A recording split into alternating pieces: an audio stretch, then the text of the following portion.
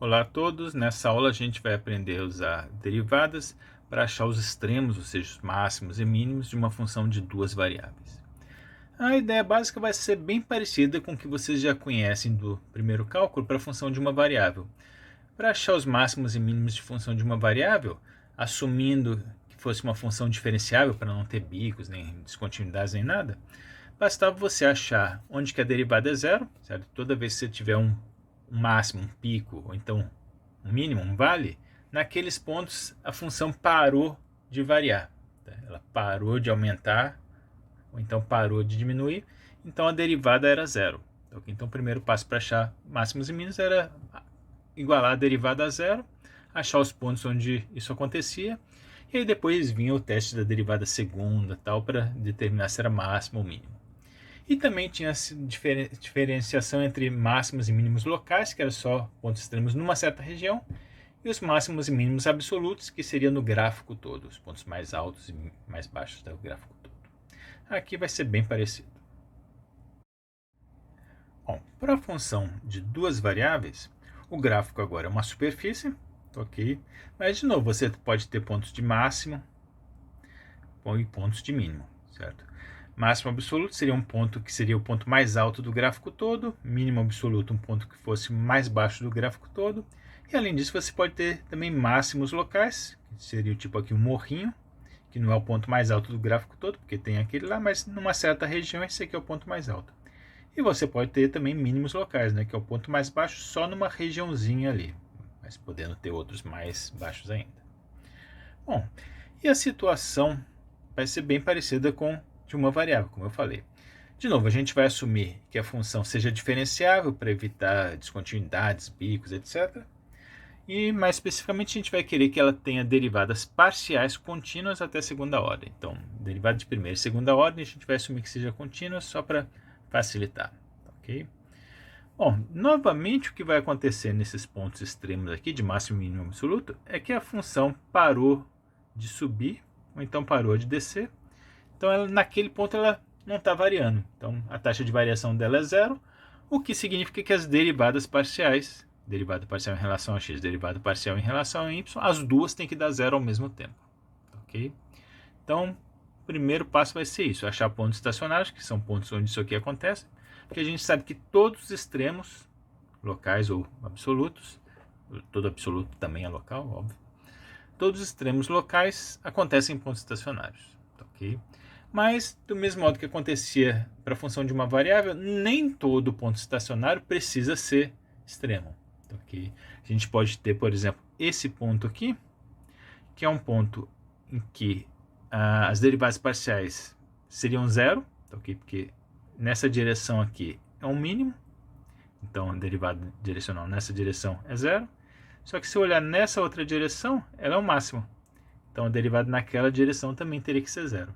Okay? Então a derivada nas duas direções é zero, então é um ponto estacionário. Mas não é máximo, porque perto dele tem pontos mais altos, e também não é o mínimo, porque perto dele tem pontos mais baixos. Okay? Isso aqui seria o que a gente chama de um ponto de Sela. Então essa é a situação que a gente tem. Bom, depois que eu resolver essas equações aqui e achar os pontos estacionários, então o próximo passo seria classificar cada ponto, ver se é máximo, se é mínimo ou se talvez não seja nada, pode ser um ponto de Sela, alguma coisa assim. Vamos ver como fazer isso. Para classificar cada ponto estacionário, a gente vai ter de novo um teste da derivada segunda, só que agora um pouquinho mais complicado do que era em uma variável. Você vai ter que calcular todas as derivadas segundas, derivada segunda em relação a x, derivada segunda em relação a y, as derivadas mistas, como a gente está assumindo que são contínuas, então elas vão ser iguais, então esse termo aqui vai ser igual àquele. Aí você monta essa matrizinha e tira o determinante dela, ok? Então o determinante vai dar isso aqui. E aí você calcula, isso aqui vai dar uma expressão, né? Você calcula essa expressão em cada um daqueles pontos que você encontrou. Se esse valor, que a gente vai chamar de D, for positivo, aí você olha para o valor desse termo aqui. Okay? Se esse termo aqui, fxx, for positivo, você vai ter um mínimo local. Okay? Localmente, vai ser como se fosse um paraboloide você está no vértice ali. Então vai ser o mínimo local. Se o D for positivo, mas o fxx for negativo, então localmente é como se você tivesse um paraboloide, só que virado para baixo, então seu ponto vai ser um máximo local. Se o valor de D for negativo, não vai ser nem máximo nem mínimo. Vai ser um ponto de sela, tipo esse aqui, numa direção. Seria o vértice de uma parábola para baixo, mas na outra direção é o vértice de uma parábola para cima. Então não é nem máximo nem mínimo local, é um ponto de sela. Se por azar o D der zero, aí esse teste não funciona. Okay? Aí você teria que tentar algum teste mais complicado, mas nesse curso a gente não vai ver isso aí. Okay? Então a gente vai estar sempre interessado em situações onde o D não der zero para a gente conseguir usar essa classificação. Antes de fazer um exemplo, deixa eu só mostrar para vocês como identificar os pontos críticos, os pontos estacionários no mapa de contorno. Se você tiver gráfico tridimensional da função, okay, é mais ou menos fácil identificar os pontos extremos, né? Aqui dá para ver claramente que eu tenho dois máximos locais aqui, parece que é até absoluto. Aqui parece ter um outro máximozinho local mais achatadinho, ok? E aqui parece ter um ponto de sela, né? Que para cá ele é o mínimo, nessa outra direção ele é o máximo. Mas olhando a mesma função por uma outra perspectiva, por outro lado, parece que esse ponto de sela, na verdade, são dois. Teria um aqui, certo? E um outro do lado de cá.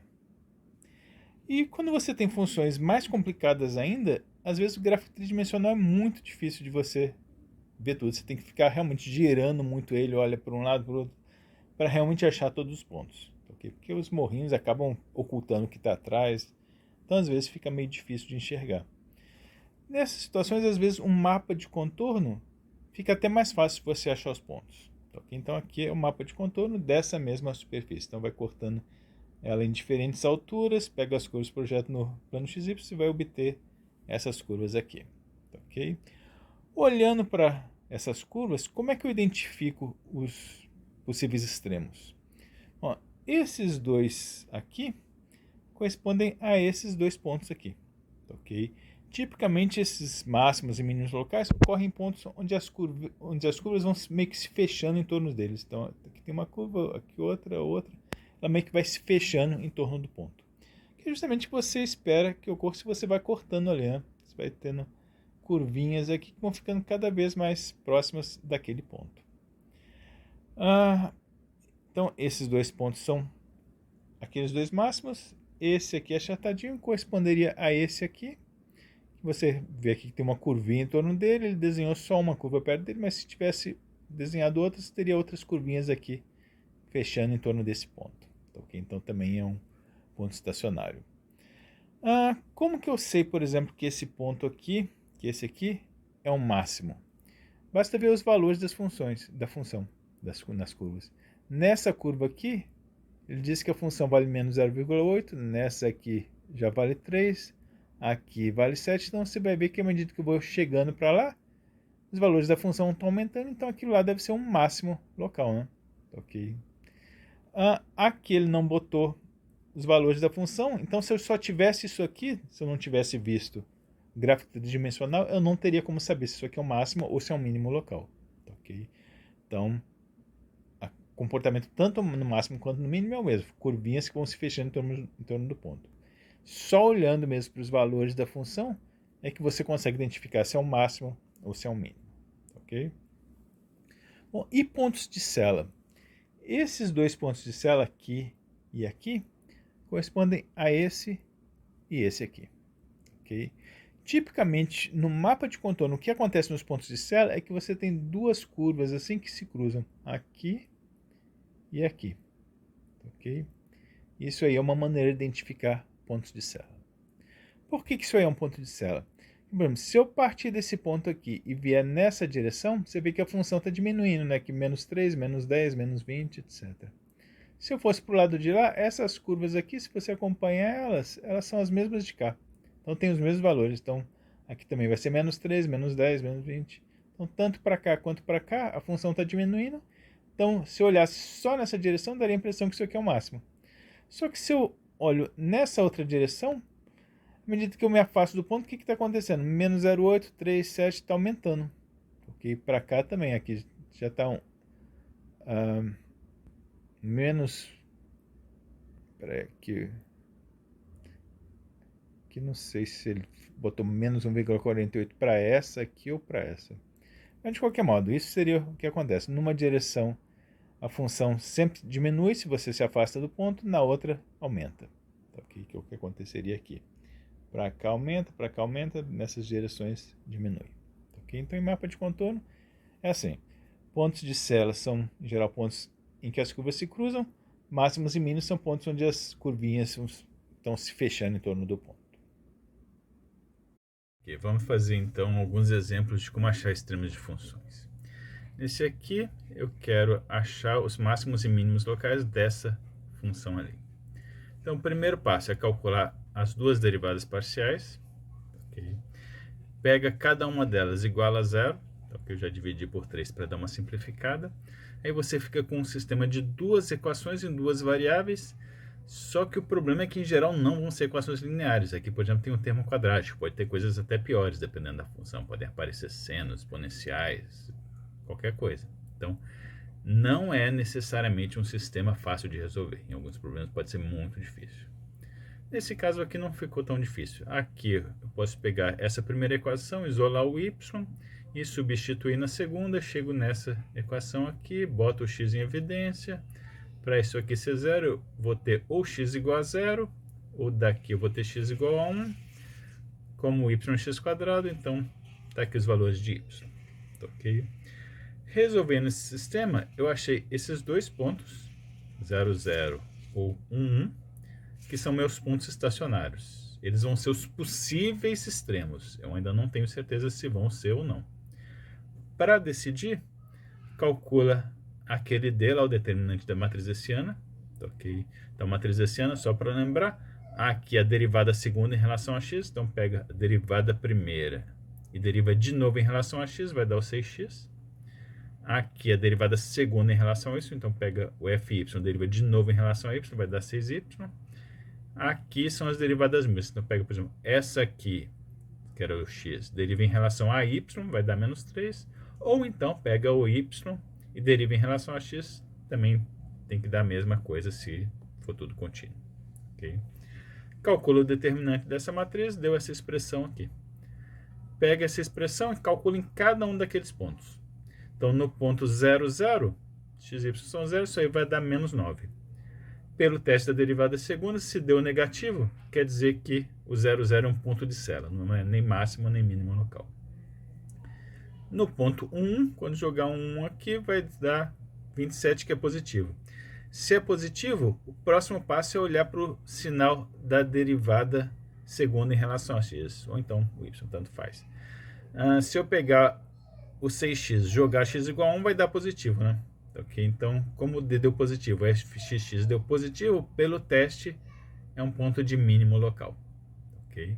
E é sempre bom nesse tipo de problema calcular também os valores da função no ponto para você ter uma ideia do que está acontecendo. Então, realmente, nesse ponto aqui, eu vou ter um mínimo local que vai ter o valor menos 1. Então, próximo desse ponto aqui, todos os valores da função vão ser maiores do que menos 1. Talvez lá longe tenha valores mais negativos, mas ali perto esse aqui é o menor valor da função. E esse aqui é simplesmente um ponto de sela. Perto dele vai ter tanto valores maiores quanto menores. Okay? Isso aí, se você jogar o gráfico dessa função em programa, tipo GeoGebra ou algum outro que trace gráfico de funções de duas variáveis, você vai obter uma coisa mais ou menos assim. Okay? E está aqui o ponto... Aqui é o ponto 1, que é o mínimo local, né? O 0, 0 a origem está aqui. Você pode ver que é um ponto de sela, né? Numa direção aqui a concavidade está para baixo, só que tem outra direção ali em que a concavidade está para cima. Então não é nem máximo local, nem mínimo local. Esse outro exemplo é uma aplicação em geometria. Eu estou dando aqui um plano, dado por essa equação, um ponto que está fora do plano, e eu quero achar de todos os pontos do plano, eu quero achar o ponto P que esteja mais próximo daquele ponto Q ali. Ok? Bom, como que eu vou fazer isso? Primeiro passo, dar coordenadas para o P, então eu vou chamar de x, y, z. A distância desse ponto P até aquele ponto Q, vocês sabem de geometria analítica, vai ser raiz quadrada de x menos x0, então x ao quadrado, y menos y0, então y ao quadrado, z menos 5, então z mais 5 ao quadrado. Ok? Só que aqui, como eu estou nesse plano, okay, você pode isolar o z nessa equação, então z vai ser 2x mais 2y menos 4, substitui aqui, depois que você simplificar, vai ficar com aquela expressão ali, ok? Então agora ficou uma função de duas variáveis só. Bom, aí para calcular o mínimo, eu quero achar o ponto mais próximo, então quer dizer a distância mínima, né? Então eu quero achar o mínimo dessa função de distância. Só que como aqui na distância parece uma raiz quadrada, eu vou ter que derivar, depois calcular a derivada segunda, talvez. E derivadas com raiz quadrada tendem a ficar cada vez mais complicadas. Eu vou fazer um truquezinho. O menor valor da raiz quadrada dessa expressão vai acontecer justamente quando essa expressão que está dentro da raiz tiver o menor valor possível, né? Ok? Então basta eu achar o ponto onde essa função aqui, que é o que estava dentro da raiz, tem o menor valor possível. Onde isso aqui tiver o menor valor possível, aquela raiz lá vai ter o menor valor possível. Ok? Então, só um truquezinho bem padrão para evitar o trabalho de ficar trabalhando com os derivados dessa raiz quadrada. Okay? Bom, agora eu fiquei com uma funçãozinha mais simples. Claro que depois que achar o ponto, vai ter que jogar, se quiser realmente calcular a distância, vai ter que jogar nessa expressão aqui com a raiz quadrada. Okay? Mas para localizar o ponto, você pode usar essa função mais simples. Bom, como que eu vou achar os extremos dessa função? De novo, pega a derivada primeira em relação a x, calcula ali, vai dar essa expressão. Derivada em relação a y, vai dar essa expressão. Iguala cada uma delas a zero. Aí depois de dar uma simplificada, cheguei nesse sistema de duas equações com duas variáveis. Por sorte é um sistema linear, então vocês estão cansados de saber como resolver. Resolve isso aí, você vai achar x e y iguais a menos 2 nonos. Ok?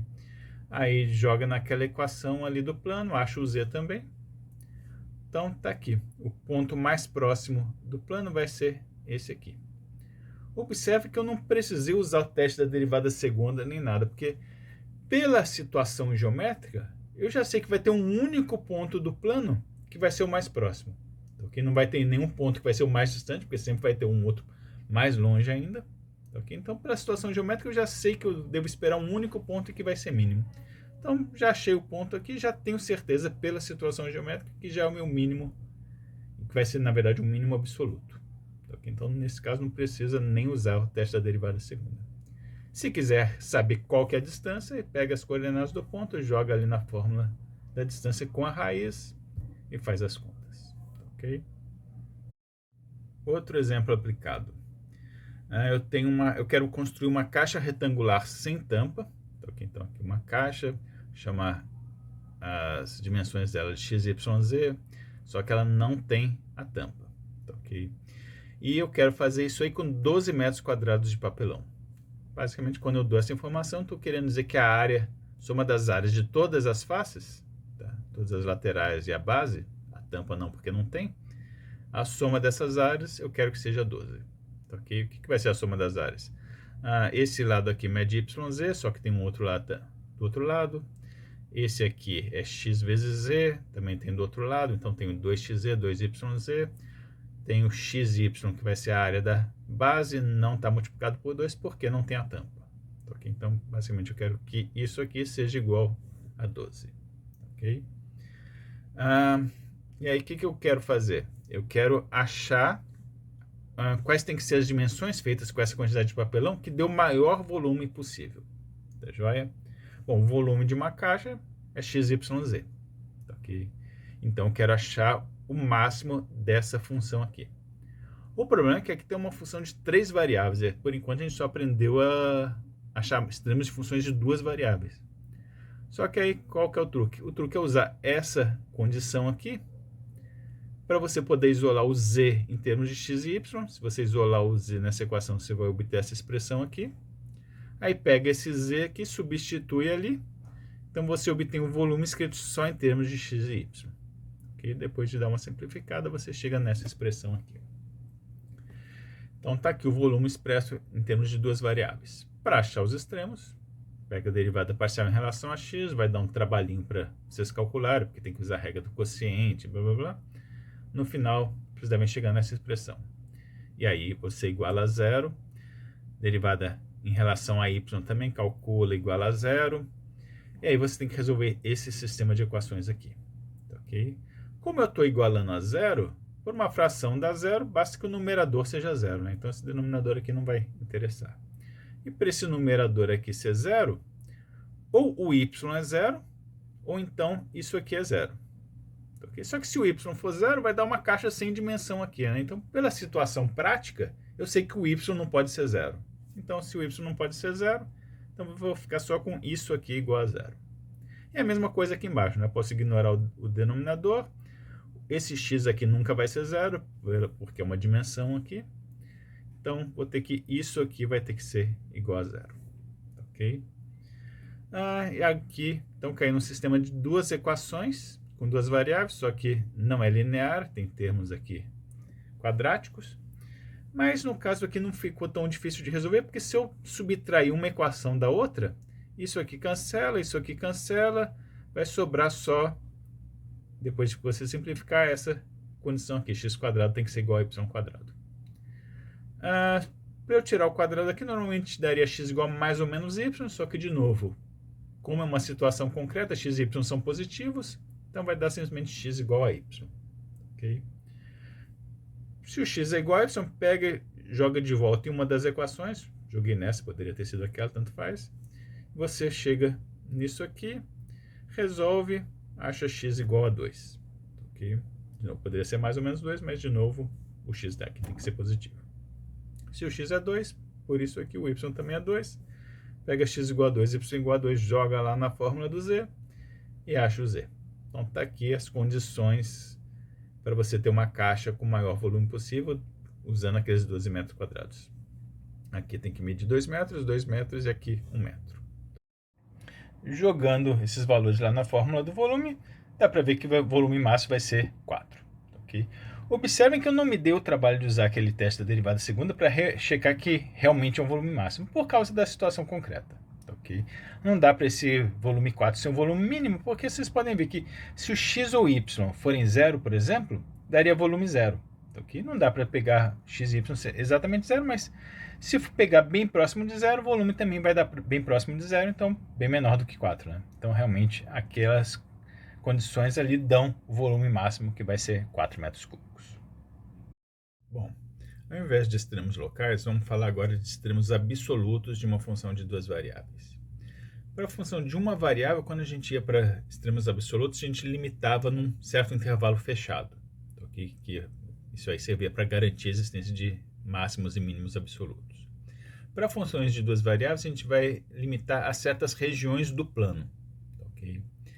Então, aqui, por exemplo, eu tenho uma função de duas variáveis, o gráfico seria um paraboloide, só que ao invés de olhar no plano todo, eu estou olhando só em cima dessa região quadrada aqui do plano XY, com o x e o y entre menos 2 e 2. Okay? A razão para isso é que a gente vai ter de novo um teorema do valor extremo, que diz agora para funções de duas, ou na verdade vale até para mais variáveis, se ela for contínua numa região R, no caso aqui, como é de duas variáveis, uma região R do plano, que for fechada aqui nesse contexto significa que inclui a fronteira. Okay? Então, aqui nesse exemplo, eu estou aqui num quadrado aqui do plano, e eu vou incluir os pontos da fronteira do quadrado, ou seja, as laterais do quadrado vão estar inclusas. Okay? Ilimitada significa que uma região que não se estende infinitamente em nenhuma direção, ou mais especificamente uma maneira mais formal de dizer isso é que você consegue achar um disco nem que seja muito grande, no qual toda a região cabe lá dentro. Okay? No caso aqui um quadrado, se eu pegar um disco grandezinho aqui, cabe dentro. Okay? Então se eu tiver numa região assim fechada e limitada, esse teorema garante que a função vai ter máximo absoluto e mínimo absoluto dentro da região. Okay? Só que agora, para achar os pontos, a gente tem que saber que os extremos absolutos vão estar ou em extremos locais, no caso aqui eu teria um mínimo local em algum ponto lá dentro do quadrado, ou pode também estar em pontos da fronteira. Aqui no caso, se eu olhasse no plano todo, não teria um máximo essa função. Mas quando eu estou olhando só aqui dentro do quadrado, se eu cortar o paraboloide ao longo desse quadrado, vai formar essas curvas aqui. E dá para ver que tem alguns pontos aqui que são pontos de máximo, né?